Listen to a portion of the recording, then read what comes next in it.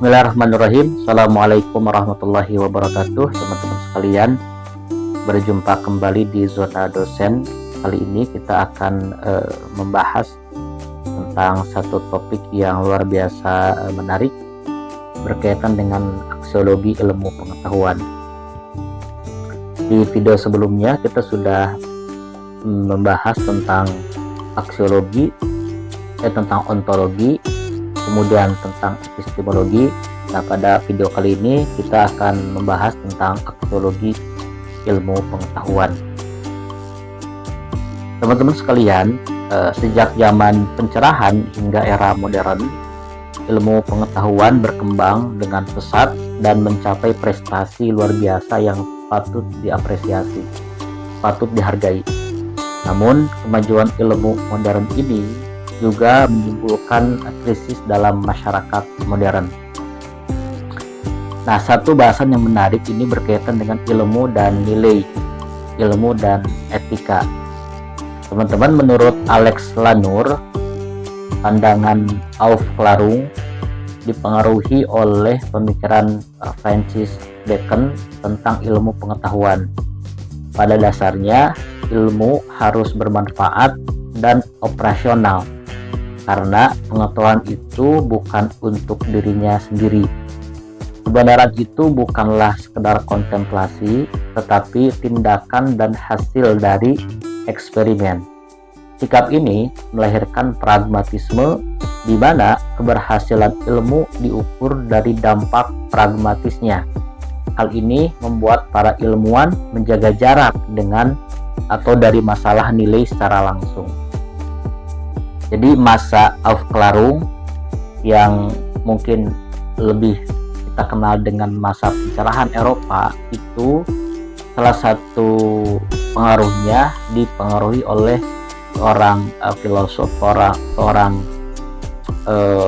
ilmuwan bernama Francis Bacon yang mengatakan bahwa ilmu pengetahuan itu pada dasarnya harus bermanfaat dan harus operasional. Ilmu pengetahuan itu bukan hanya sekedar kontemplasi, tapi ilmu pengetahuan itu merupakan kebenaran dari hasil eksperimen. Sehingga ini yang kemudian dikenal dengan pragmatisme. Nah, dari sini sehingga para ilmuwan menjaga jarak dari masalah nilai secara langsung. Selanjutnya, teman-teman, ilmu-ilmu modern mengalami krisis. Hal ini terjadi karena sikap kontemplatif dari teori tradisional yang menyebabkan ilmu-ilmu modern kehilangan kerangka acuan kosmologis dan menyatakan diri harus bebas nilai. Jadi dikatakan krisis ilmu-ilmu modern ini awalnya berawal dari kontemplasi para ilmuwan, sehingga karena kentara dengan sikap kontemplatif dari para ilmuwan, sehingga muncul pemahaman bahwa harus bebas dari nilai. Ilmu itu harus bebas dari nilai, bukan hanya sekedar kontemplasi begitu, tetapi merupakan hasil dari eksperimen. Maka artinya bebas nilai di sini berarti pengetahuan itu harus dipisahkan dari kepentingan dan juga harus objektif. Artinya memisahkan antara teori dan praktek, memisahkan antara pengetahuan dari kehidupan, dan memisahkan antara ilmu dan etika. Kenapa? Karena pengetahuan dianggap sebagai sesuatu yang netral dan mesti objektif begitu.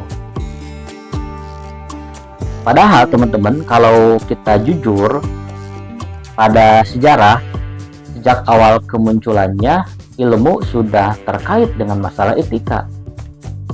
Ketika misalkan Kopernikus menggunakan teorinya tentang alam semesta dan menemukan bahwa bumi berputar mengelilingi matahari atau heliosentris, matahari sebagai pusat, dan bukan meyakini sebaliknya, bukan geosentris, bumi sebagai tata surya sebagaimana diyakini oleh ajaran gereja waktu itu. Makanya muncul dikotomi antara ilmu dan etika. Etika ini identik dengan agama, begitu. Jadi pada dasarnya ilmu itu masih sangat terkait dengan masalah etika sejak dulu, sejak Kopernikus. Nah, secara ontologis, ilmu ingin menyingkap realitas apa adanya. Namun para teolog menginginkan agar ilmu mendasarkan pada ajaran agama. Ini keinginan para teolog. Sementara para ilmuwan ingin memisahkan antara ilmu dan agama. Sehingga perseteruan ini berujung pada dihukumnya Galileo yang berkulminasi pada pengadilan Inkuisisi. Sama kasusnya bahwa Galileo Galilei ini mencetuskan satu teori yang bertentangan dengan dogma ajaran agama, dogma gereja waktu itu, sehingga dinyatakan bersalah dan kemudian diadili dalam pengadilan Inkuisisi. Nah, teman-teman, pergulatan besar yang tadi hingga sampai pengadilan Inkuisisi yang dijatuhkan pada Galileo telah mempengaruhi ilmuwan selama dari 2,5 abad. Perdebatan antara ilmuwan dan agamawan berpusat pada kebebasan ilmu. Apakah ilmu ini mesti bebas nilai atau tidak gitu. Nah, pertarungan ini dimenangkan oleh para ilmuwan dengan semboyan yang cukup terkenal, ilmu itu bebas nilai. Setelah kemenangannya ini, ilmu memperoleh otonominya dan melakukan penelitian terhadap apa yang senyatanya ada, yang akhirnya berujung pada sebuah adagium ilmu untuk ilmu.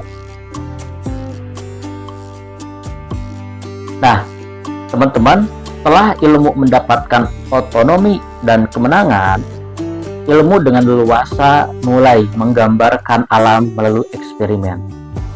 Ilmu-ilmu empiris analitis berupaya menciptakan teori secara kontemplatif. Ketika sebuah teori sudah dibuat, tahap berikutnya adalah penciptaan teknologi. Setelah teknologi diciptakan, proses penerapan konsep ilmiah untuk memecahkan masalah-masalah praktis pun dimulai. Nah, pada tahap ini, ilmu tidak hanya bertujuan menjelaskan gejala-gejala alam, tetapi juga memanipulasi faktor-faktor yang terkait dengan gejala tersebut untuk mengontrol dan mengarahkan proses yang terjadi. Misalnya, dengan konsep mengenai hutan gundul dan banjir, ilmu mengembangkan teknologi untuk mencegah banjir.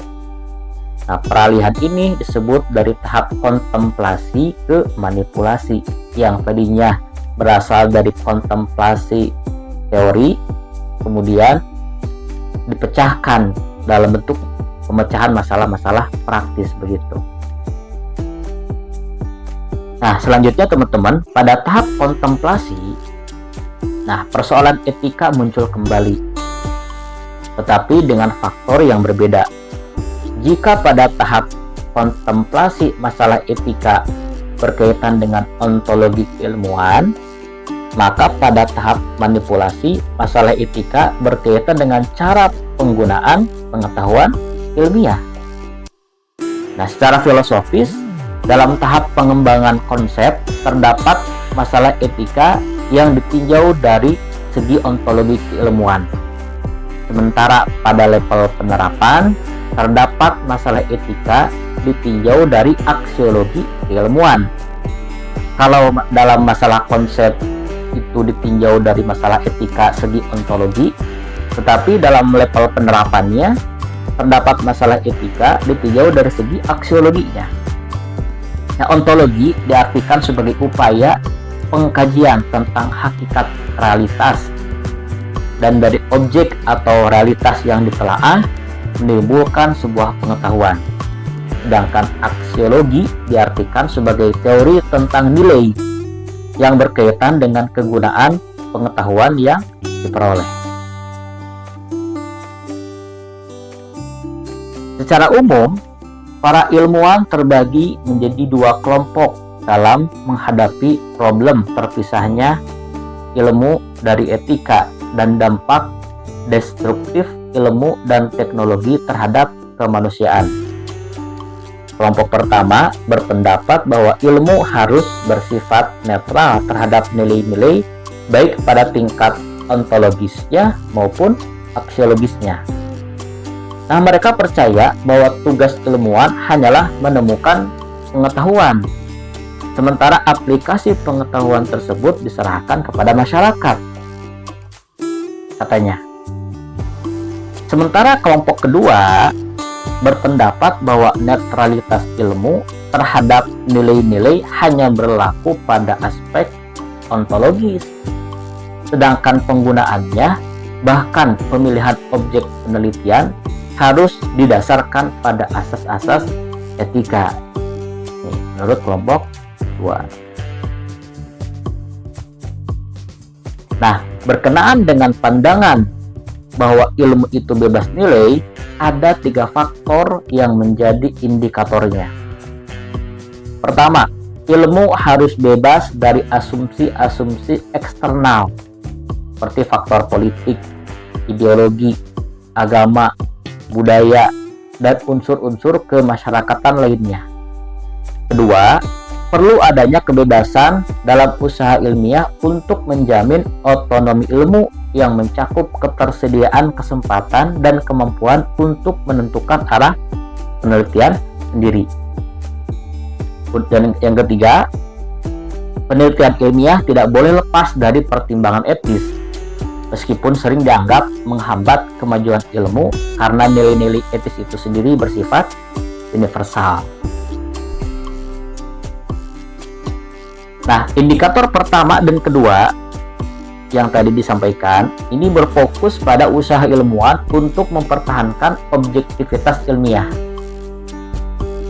Sementara indikator ketiga menunjukkan bahwa pertimbangan etis adalah elemen yang tak terhindarkan dalam pengembangan ilmu. Nah, para ilmuwan hampir pasti tidak bisa mengabaikan pertimbangan etis ini, karena setiap ilmuwan membawa hati nurani sebagai bentuk etika pribadi. Nah, ada satu faktor lain yang sering dihindari oleh ilmuwan tetapi sulit diabaikan, yaitu kekuasaan. Kekuasaan mempengaruhi perkembangan ilmu baik secara langsung maupun tidak langsung. Para ilmuwan seringkali menghadapi kesulitan dalam menjaga otonomi ilmiah di negara-negara di mana kekuasaan memiliki peran dominan dalam pengambilan keputusan. Nah, konflik kepentingan antara ilmuwan yang memiliki klaim kebenaran dan penguasa yang memiliki klaim kewenangan sering terjadi di negara-negara berkembang. Konflik ini hampir selalu dimenangkan oleh penguasa karena kekuasaan politik memiliki pengaruh yang lebih besar daripada otoritas ilmuwan yang terbatas pada lingkup akademik saja. Nah, Habermas berpendapat bahwa teori ilmiah tidak pernah bebas dari nilai. Pandangannya ini diambil dari Husserl yang menyatakan bahwa fakta atau objek alam diperlukan oleh ilmu sebagai kenyataan yang sudah jadi, atau disebut dengan scientisme. Faktanya, objek tersebut sebenarnya sudah ada secara spontan dalam pengetahuan sehari-hari atau Lebenswelt. Ilmu mengambil fakta-fakta dari Lebenswelt dan mengubahnya menjadi pengetahuan ilmiah berdasarkan kepentingan praktis. Nah, Habermas juga menekankan bahwa ilmu alam dibangun atas dasar pengetahuan teknis. Ilmu pengetahuan alam tidak netral karena selalu terkait dengan kepentingan praktis. Begitu pula dengan ilmu sejarah yang dipengaruhi oleh kepentingan praktis dengan cara yang berbeda, yaitu untuk memelihara saling pengertian antara manusia dan memperbaiki komunikasi. Setiap aktivitas teoretis melibatkan kepentingan tertentu yang bekerja dalam 3 bidang. Yang pertama, pekerjaan yang menjadi kepentingan ilmu pengetahuan alam. Yang kedua, bahasa, yang merupakan kepentingan ilmu sejarah dan otoritas yang terkait dengan ilmu sosial. Dalam perspektif epistemologi, ilmu dan etika adalah dua bidang kegiatan manusia yang berbeda. Ilmu dipahami sebagai aktivitas kultural manusia yang berfokus pada kategori praktis dan menggunakan pendekatan teoretis seperti hipotesis, deduksi, dan verifikasi. Sebaliknya, etika adalah cabang filsafat yang secara kritis dan sistematis membahas masalah moral, seperti nilai-nilai dan norma-norma yang menentukan baik buruknya tindakan manusia. Pemahaman yang memisahkan ilmu dan etika ini berasal dari asumsi epistemologi positivistik yang menganggap keduanya sebagai bidang yang sepenuhnya terpisah dan tidak saling terkait. Nah, upaya untuk menghubungkan keduanya sering dianggap dapat merusak esensi dan kekhasan masing-masing begitu. Ilmu berurusan dengan pernyataan deskriptif tentang apa yang ada di dunia, sementara etika berfokus pada pernyataan normatif mengenai apa yang seharusnya dilakukan. Dengan kata lain, ilmu berkaitan dengan fakta, sementara etika berkaitan dengan nilai. Dualisme epistemologi sebenarnya berasal dari pemahaman tentang objektivitas dan rasionalitas yang berakar pada dogma empirisme. Dogma ini secara tegas menyatakan bahwa pernyataan dalam ilmu yang didasarkan pada fakta objektif dan nyata dapat diuji kebenarannya secara empiris. Sementara ungkapan perasaan, nilai, dan moral dianggap subjektif dan tidak bisa dibuktikan secara objektif. Nah, seharusnya jika kita mengikuti prinsip fenomenologi yang fokus pada kesadaran manusia, objektivitas harus dipahami lebih luas. Objektivitas itu tidak hanya terbatas pada verifikasi empiris, tetapi juga harus diuji kebenarannya melalui komunikasi rasional dan intersubjektif. Nah, Van Persson menegaskan bahwa makna intersubjektif sebenarnya merupakan aspek yang sangat penting dalam kehidupan praktis. Nah, selanjutnya, pemisahan antara ilmu dan etika dalam konteks epistemologi ternyata tidaklah solid. Dari sudut pandang etis, pemisahan ini malah menyebabkan dampak negatif yang besar bagi kemanusiaan, seperti contohnya pemanasan global. Perkembangan ilmu dan teknologi yang tidak diimbangi dengan pertimbangan etika telah berkontribusi pada masalah ini. Masa depan umat manusia sangat bergantung pada kerjasama dan keterbukaan antara teknokrat, ilmuwan, ahli etika, dan filsuf dalam mencari solusi untuk masalah-masalah seperti ini. Begitu. Nah, karenanya saking pentingnya nilai dalam setiap sendi kehidupan, maka aksiologi ini penting untuk sekali dipahami secara mendalam oleh kita semua. Oke, terima kasih. Itu saja yang bisa disampaikan pada kesempatan kali ini. Mudah-mudahan bermanfaat dan tidak puas sehingga kalian bisa mencari di referensi yang lain. Sekian, assalamualaikum warahmatullahi wabarakatuh.